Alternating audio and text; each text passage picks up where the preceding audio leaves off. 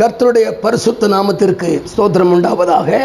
மறுபடியும் இந்த காணொலி மூலமாக உங்களை சந்திப்பதிலே மிக்க மகிழ்ச்சி.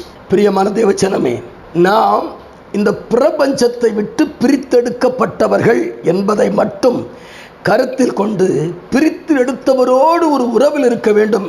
அதுதான் தேவனுடைய சித்தம்.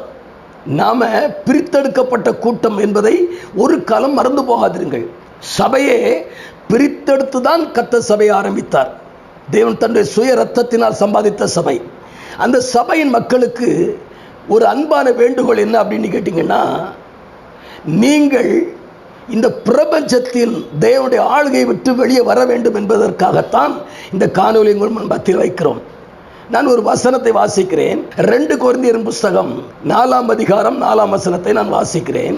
தேவனுடைய சாயலாக இருக்கிற கிறிஸ்துவின் மகிமையான சுவிசேஷத்தின் ஒளி அவிவிசுவாசிகளாகி அவர்களுக்கு பிரகாசமாக இராதபடிக்கு இப்பிரபஞ்சத்தின் தேவன் நானவன் அவருடைய மனக்கண்ணை குருடாக்கினான்.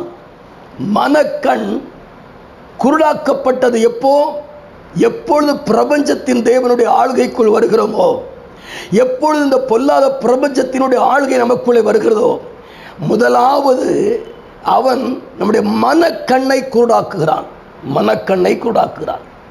இந்த மனக்கண் இருந்தால் தேவனுடைய காரியங்களை கவனிப்பதற்கும், பாருங்க, கண்கள் திறக்கப்பட்டவனாகிய பிழையாம் பேசுகிறேன் அப்படின்றான். கண் திறக்கப்பட்டவன் பேசுகிறேன் சொல்ல. அப்போ கண் திறக்கப்படுவதற்கு முன்பதாக அவன் கண் குருடானதுனால தான் அங்கே அந்த கழுதையில போகும்பொழுது எதிரே உருவின பட்டயத்தோடு தூதன் இருப்பதை அவன் கண்களால் காண முடியவில்லை. பிரியமான தேவச்சனமே, ஊழியக்காரன் தான், தீர்க்கதரிசி தான், தேவனுடைய சித்தத்தின்படி செய்வதற்காக அழைக்கப்பட்டவன் தான். ஆனால் இந்த பிழையாவினுடைய கண்கள் குருடாக்கப்பட்ட நோக்கம், அவன் வெகுமதி தருகிறான், அவன் உனக்கு தொழார பொன் பொருளை தருகிறான் என்று சொல்லும் பொழுது பிரபஞ்சத்திற்கு கீழ்ப்படிந்தவனாக, பிரபஞ்சத்தின் தேவனுக்கு செவி சாய்த்தவனாக அதை சார்ந்திருக்கும் பொழுது முன் நடப்பது என்ன என்று தெரியாதபடிக்கு கண்கள் கூடாக்கப்பட்டது. அவனுடைய கண்கள் கூடாக்கப்பட்டது. பிரபஞ்சத்தின் தேவன் மனஸ் கண்ணை குருடாக்கினதுனாலே தனக்கு முன்பதாக என்ன நிற்கிறது எது என்பது தெரியவில்லை. ஆனால் யோசுவாவுக்கு தெரிந்தது.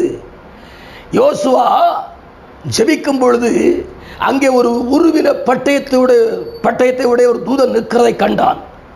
இங்கே கழுதை உருவின பட்டயத்தோடு நிற்கிற ஒரு தூதனை காண்கிறது அந்த கழுதை. ஆனால் பிழையாம் தீர்க்கதரிசிக்கு தெரியவில்லை. ஆனால் யோசுவா சொல்லுகிறான், நீர் எங்கள் கூட்டத்தை சேர்ந்தவரா எதிரின் கூட்டத்தை சேர்ந்தவரா என்கிறதை கேட்கிறான். கண் திறந்ததுனால தான் கேட்கிறான். நீர் வந்த நோக்கம் என்ன, வந்த காரியம் என்ன, எங்களுக்கு உதவி செய்ய வந்திருக்கிறீரா எதிரிக்கா என்று கேட்கும் பொழுது அவன் சொல்கிறான், உங்களை சேர்ந்தவனும் அல்ல, மற்ற ஜனங்களை சேர்ந்தவனும் இல்லை, நான் கர்த்தருடைய சன்னிதானத்திலிருந்து வருகிறேன், கர்த்தரை சார்ந்தவன் என்று சொல்லுகிறான். பிரியமான தேவச்சனமே, நம்முடைய வாழ்க்கையில் நிறைய பிரச்சனைகள் வருவதற்கு காரணம் என்ன என்றால், கண்கள் திறக்கப்படாததான் காரியம். கண்கள் திறக்கப்படாது. இன்றைக்கு நம்முடைய கண்கள் திறக்கப்பட வேண்டும். அதுக்காகத்தான் சொல்றார், பிரகாசம் உள்ள மனக்கண்ணை தர வேண்டும் என்று பவுல் எபேசு சபைக்கு எழுதும்போது சொல்கிறார். நான் உங்களுக்காக பிரகாசம் உள்ள மனக்கண்ணை தந்தள்ள வேண்டும் என்று உங்களை வேண்டிக் கொள்கிறேன். ஏன் பிரகாசம் உள்ள மனக்கண்? எதிர்காலத்தில் என்ன நடக்கிறது என்பதை, தேவனுடைய திட்டத்தை அறிவதற்கும் தேவ சித்தத்தை அறிவதற்கும், நமக்கு முன்பாக என்ன நடக்கிறது என்பதையும், இல்லை நமக்கு விரோதமாக என்ன செயல்படுகிறார்கள், எந்த பிசாசு வேலை செய்கிறது, எந்த ஒரு காரியம் வேலை செய்கிறது என்பதை நாம் தெளிவாய் அறிந்து கொள்வதற்காகத்தான் பிரகாசமுள்ள மனக்கண். பிரகாசமுள்ள மனக்கண் இல்லாத தான் அங்கங்கே போய் கேட்க போறாங்க, எப்படி நடக்குது என்ன நடக்குது கேட்டு சொல்லுங்க அப்படின்ட்டு. இல்லை, நீங்க உங்களுக்கு பிரகாசம் உள்ள மனக்கண் வந்தால் நீங்கள் இதை கண்டுகொள்ளலாம், அடையாளம் கண்டு கொள்ளலாம், அறிந்து வாழலாம். நமக்கு பிரகாசம் உள்ள மனக்கண் வேண்டும் என்று ஜெபிப்போமா?